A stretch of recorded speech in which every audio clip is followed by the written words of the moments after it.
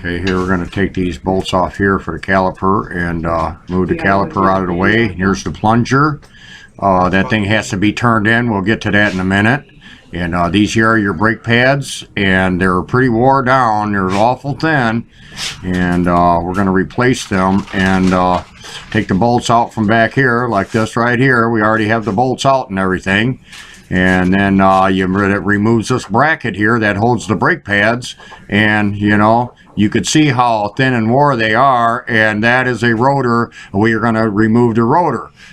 You always got to make sure that your plungers are nice and free, because that's what your bolts go in, and it slides back and forth, and that's what makes your brake pads work. So if they're not working, they ain't going to be good. So we'll take this rotor off of here, and we're going to replace it with a brand new one. And that's your axle, and that's where your studs for your wheel and everything go on, and that's what it looks like when you tear it down. So we're going to get over here and clean this rotor up here. You got to put some cleaner on there because they have oil film on there, and if you put your new brakes on there with the oil film, that's not good. So you got to make sure that you have all the oil off of that, especially when you're putting new rotors on with the pads. So, and then take it and spray it with brake cleaner and wipe them down.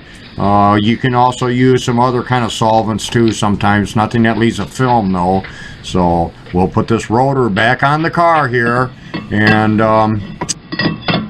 that's on there like that now. So we are going to reassemble the bracket that goes on there, and these here are your brake pads, and look how nice and thick the pad is. We'll show you here the comparison. There's some one thick and one thin, you know, pretty wore out. Way due for a brake job, long time. You put them on this bracket. We put this bracket back on here and install the bolts that we have here like this. These go right here in the back. Remember when we took them off? Or you didn't see us take them off, but we already had them off. But we'll show you how it goes back together. Things are easy to take apart, but hard to put back together. So we got them in there like that, and we'll tighten them up, and then we have to take and adjust our caliper. So that is what we are going to do. We take these calipers here, have to be turned for them to go in. They're not just pushing. So if you turn them, sometimes it may take 10 times to turn them to get them to go in, because they were so wore down that cylinder comes out so far. So we already had half of it done, so that's what it takes right there. And then you can reset the caliper back on the bracket that goes to the rotor with your brake pads, and put the 2 bolts back in there. That's where the plungers were, and that's got to always be free, remember that.